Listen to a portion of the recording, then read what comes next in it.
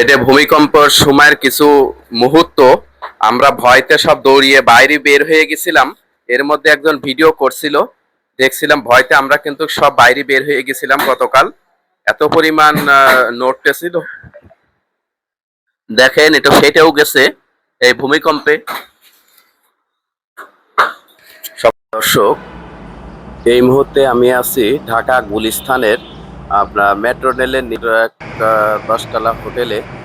আমি ওইখান থেকে ভিডিওটা করলাম, কারণ আমিও নিজেও খুব ভয় পেয়ে গেছি এই ভূমিকম্পের জন্য।